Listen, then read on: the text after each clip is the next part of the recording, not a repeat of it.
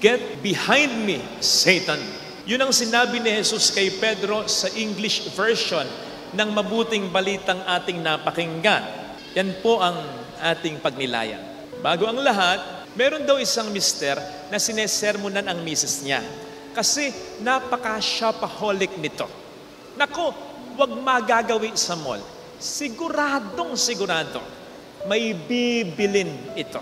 Minsan meron silang pupuntahan, nadaan sila sa isang malaking at kilalang mall.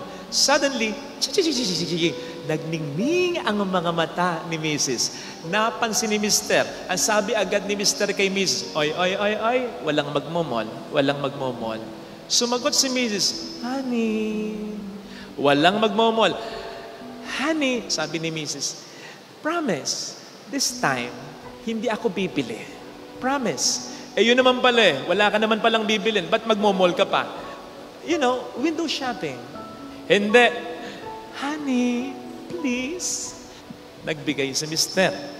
Nagpunta ng mall si Mrs. True enough, noong una, window shopping lang naman.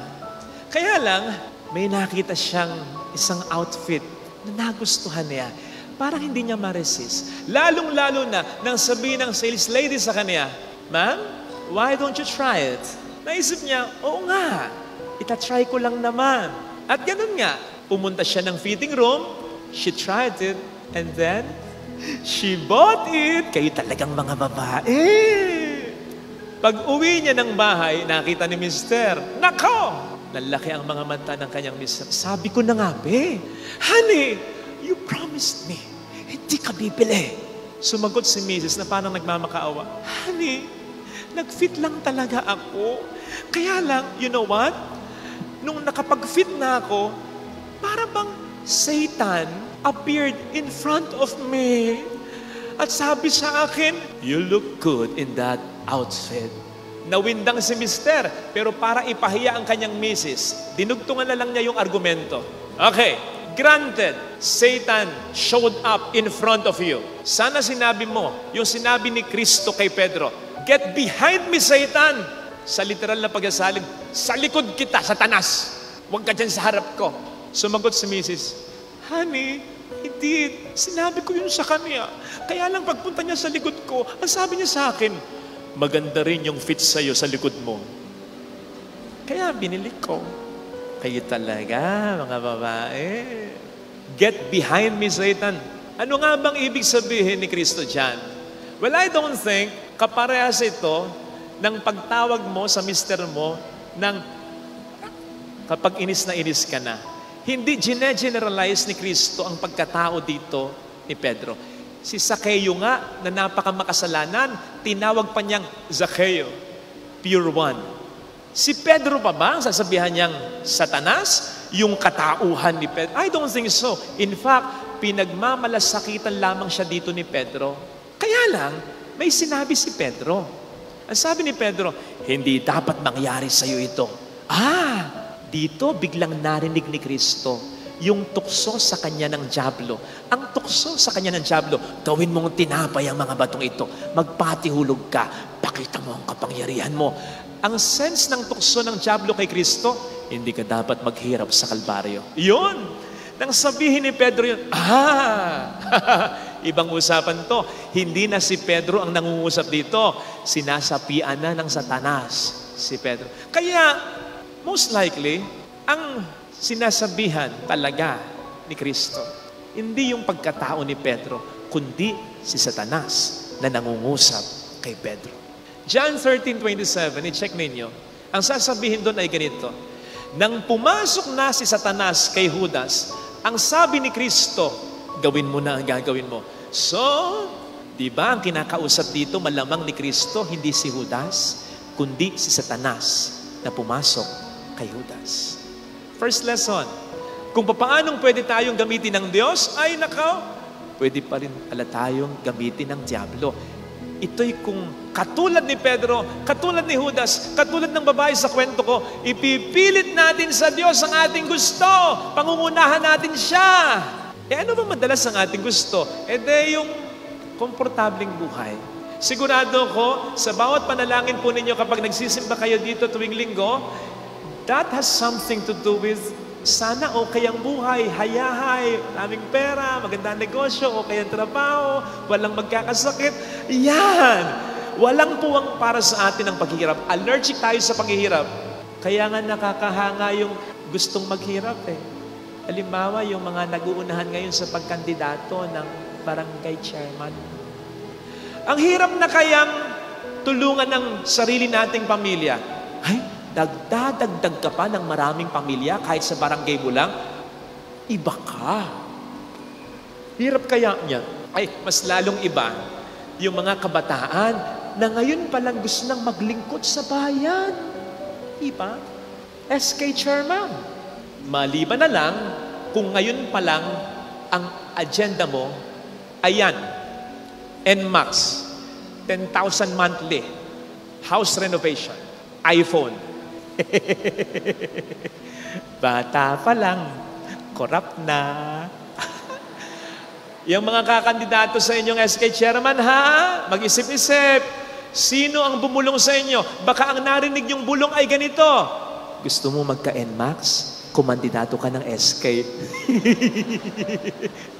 Hindi sa Diyos galing yan. Sa demonyo galing yan. Kaya, kilabutan. Ano bang madalas na bulong ng Diablo? Huwag kang maghirap. Hindi pwede yun. Ayaw natin ng paghihirap, pero kasama sa buhay natin yung paghihirap. Kasama sa pagsunod natin kay Jesus yan. Tingnan po ninyo, ang prominente na simbolo ng ating reliyon ay krus.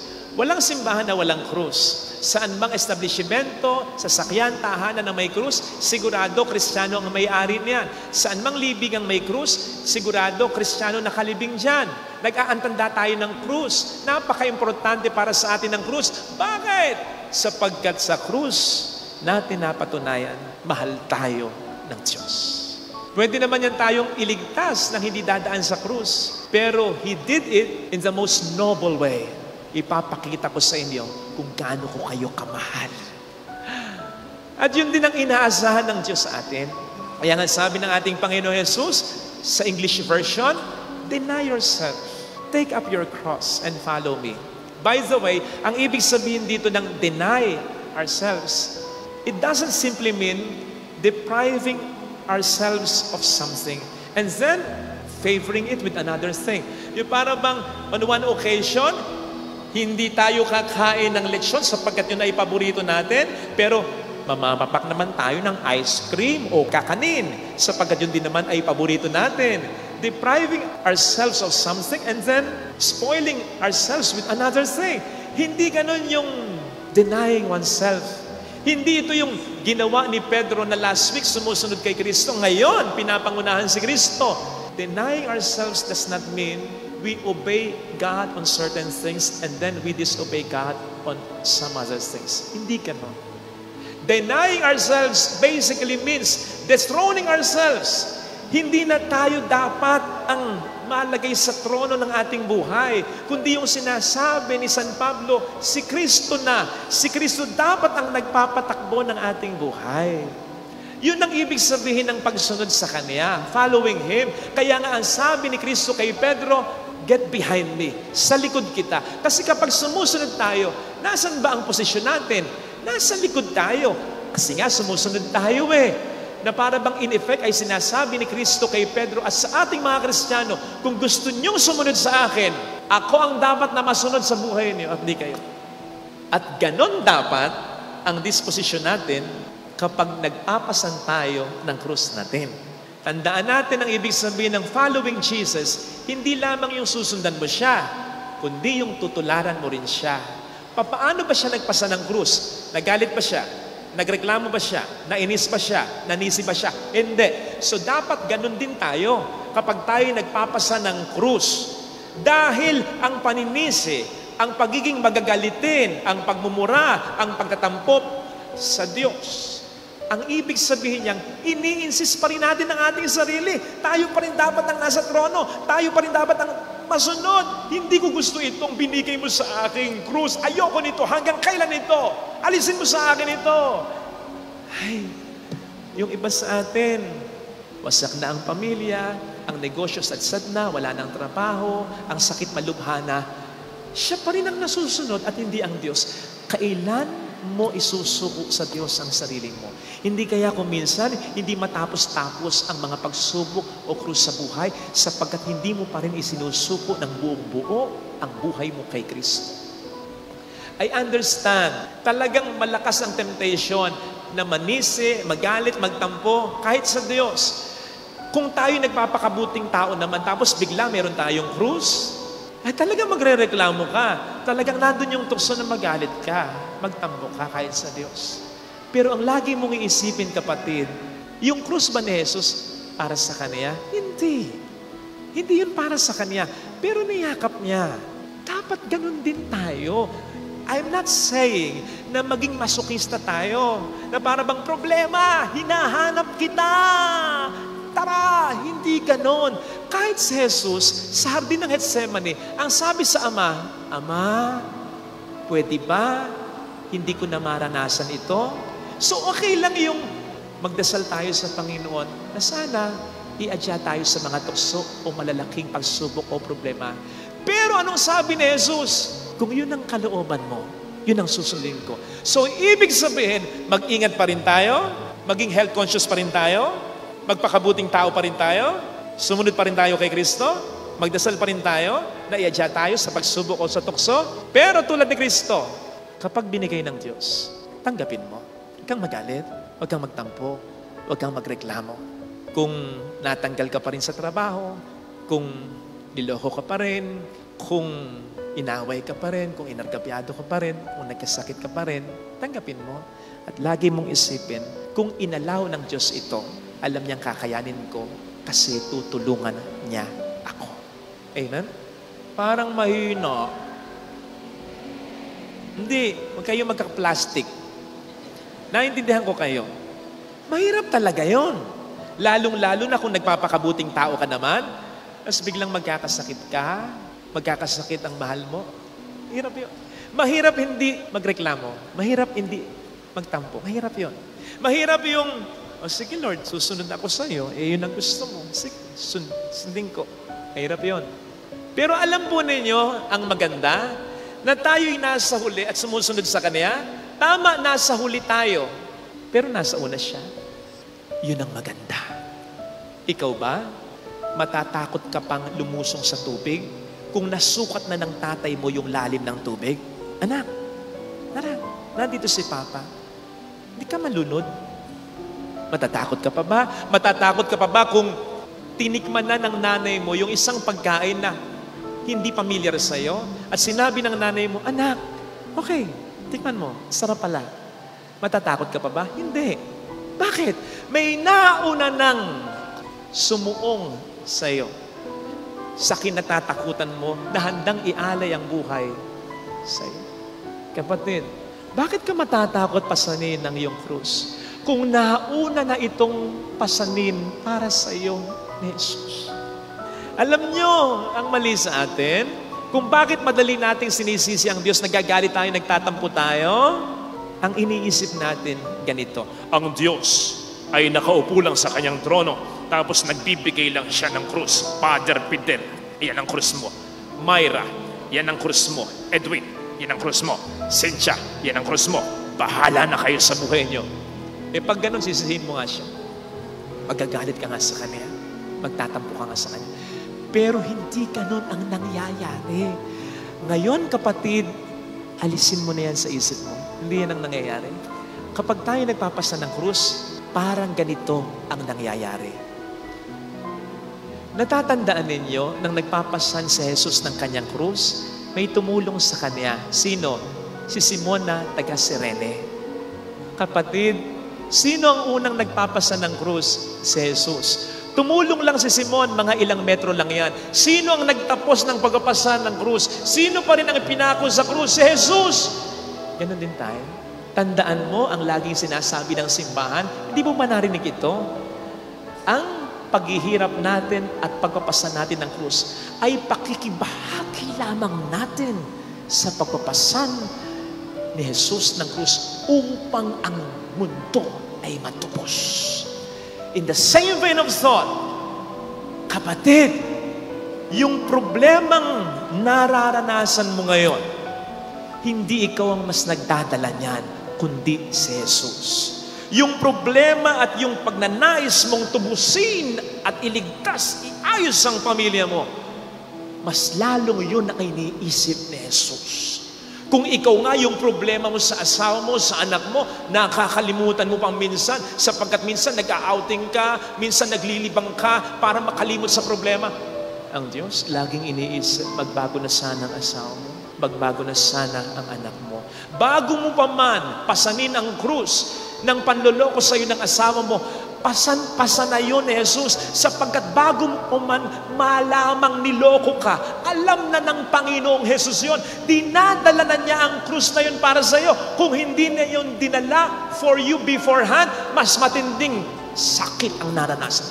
Mas hindi mo kakayanin na nalaman mong nagloko ang asawa. Pero gumaan na kahit papaano, kasi nauna na siyang nagpasan para sa iyo. At kahit na pinapasan mo yan ngayon, ang mas nagpapasan yan ngayon ay ang Panginoon. Tama na nasasaktan ka sa sakit mo, pero maniwala ka, sino bang magulang ang matutuwa na naghihirap ang anak niya? Lucas 11, versikulo 11. Ang Diyos pa kaya ang natutuwa na naghihirap ka? But then, it's just part of our life. Ang paghihirap ay parte ng buhay. So, hindi ka man niya mailigtas sa sakit na yan. Maranasan mo man ang sakit na yan, makakaasa ka. Ginawa na, ginagawa na, at gagawan pa rin ng Diyos ng paraan upang malampasan mo yan. Kapatid, di ka ba nagtataka kung bakit very attractive sa'yo? Hindi yung image ni Jesus na Victorious, Christ the King, resurrected. di ba ang appealing sa atin ay yung itsura ni Jesus na yan? Punta ka dito, titigan mo siya, maiyak. Yung itsura ni Jesus na Nazareno, bakit? Mas attractive sa atin yan kasi sinasabi sa atin ng image na yan, kung tititigan mo siya, anak, ako ang mas nagdadala ng problema mo sa pamilya mo. Ako ang mas naghahangad ng pagbabago ng asawa mo at ng anak mo. Ako ang mas naghahangad na iayos ang buhay mo. Ako ang mas naghahangad na gumaling ka sa sakit mo o malampasan mo ang pagsubok o pagdaan ng sakit na yan sa buhay. Yun ang sinasabi ng Panginoon sa iyo. Siya ang mas nagdadala, nakikibuhat ka lang tulad ni Simon. Pero bakit kailangan mo pang magdala? Pwede namang all throughout siya. Ikaw ba lalaban ka para sa isang taong ayaw nang lumaban? Bakit kanya pagagalingin pa kung ayaw mo nang gumaling pa? Bakit pa niya ayusin ang buhay mo kung para sa iyo wala na itong halaga? Ikaw bibigay. Ipakita mo sa kanya na gusto mo pa. Makakaasa ka, may mangyayaring maganda. Bakit? Siyang nauuna, sumusunod ka lang sa kanya. Isaiah 45 verse 2. Sabi doon, mauuna ko sa iyo. The Lord goes before us. At ang pangako niya ay ito, kapag ako'y nauna sa iyo at sumusunod ka lang sa akin, yes, mahirapan ka, gusto mo magreklamo, hindi ka magrereklamo, gusto mo magalit kasi tatanggapin mo na lang kasi sumusunod ka. Pero makakaasa ka, hindi mauwi sa wala ang pagsunod mo sa Kanya. Sabi ng Panginoon sa Isaiah 45 verse 2, ang mga bundok na daraanan mo, papatagin ko. Ang mga pintuang tanso, wawasakin ko. Ang mga kadenang ginto, pipigtasin ko para sa iyo. May magandang mangyayari sa pagsunod natin kay Kristo. Ito sana ang hilingin nating biyaya sa banal na pagdiriwang na ito.